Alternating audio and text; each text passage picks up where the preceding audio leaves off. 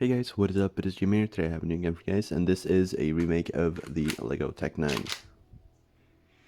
So I finally remade the Tec-9. It's been long overdue, like really super long overdue, but I just now thought I kind of want to make it again because I started thinking of a few designs to do for it. So I am actually super happy with the way this thing has turned out. There are a few things that I would like to change, but we'll go over those a bit later. So we're going to start off with the grip. As you can see, it uses a bit of side building technique.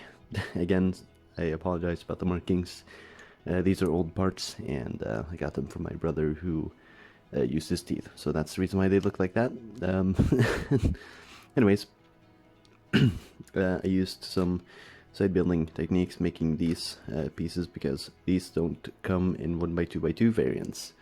So it's only these slopes, so I had to do some side building to get it a bit right, and it doesn't look incredible, but it looks good and it works. It's really comfortable.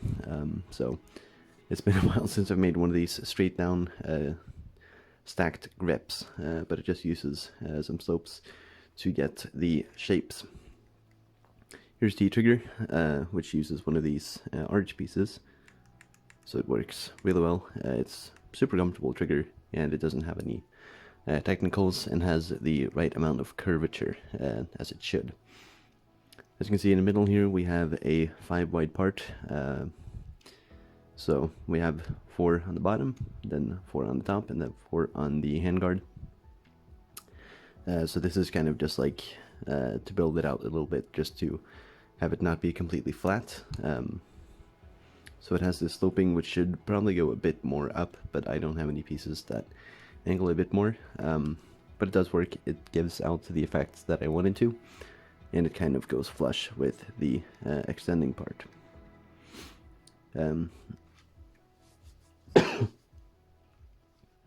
So here's the Magwell, which is just normal standard built. It has a sideways built magazine, just because of the fact that the Magwell is actually 3 wide, or 2x3. So only a 2x3 magazine would be able to fit in here, because I had to make it slim enough so that it would actually look good. But the magazine is 2x4 on the bottom all the way up to here, which is where the magazine release hooks in, and then this is 2x3.5. So there's some extra space in there, and it looks really good as a magazine because you don't really pay too much attention to the one plate difference. So it just goes right in. Of course, magazine release holds it. You just press it and it comes out. It's just a standard AK style magazine release, just in a really small area, but it does work really well, as you can tell. We have this disassembly pin, which is one of the pins. I don't know if there's one in the back too, maybe, I don't know, but it's used to take apart the gun. We have the charging handle and the bolt. The charging handle is at an angle. I'm not a big fan of how big the hole had to be in here, but I didn't want the charging handle to stick out much more than it has to. So you can of course pull it back. It has the shell ejection port on the right side. You can see through it from the left side, but that's fine. You can just pull it back and let go. Works really well. Makes a pretty nice sound as well. We have a sling mount here, so you can sling it and then just hang it at your side. We have this kind of round piece at the back, just for detail. It does add a pretty nice effect to it though. Really kind of shows that it's supposed to be rounded.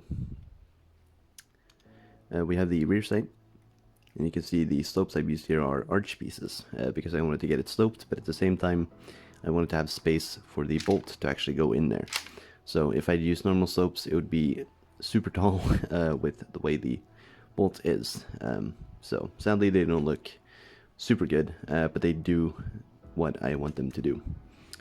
So I've used some normal slopes in the front here instead, as well as just a little jumper plate. So for the handguard slash heat shield, you can see the barrel goes through.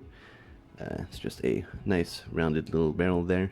You could take it out and attach a suppressor, if it even is possible. I don't know.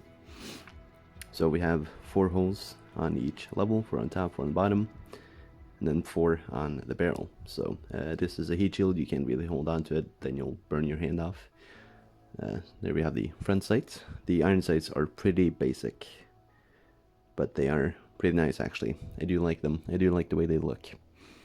So yeah, I think that is pretty much it actually. There will not be a tutorial because I did not make an LDD file for this. But also the Tec-9 is just super simple to make. You already have what you need to actually make your own Tec-9. I already given you the magazine release tutorial to your tutorial. So yeah, all you need to do is pretty much just look at this if you want to make this exact model. And yeah, then you can have your own Tec-9. So yeah, that is pretty much it. Thank you guys so much for watching, and I'll see you guys. Goodbye.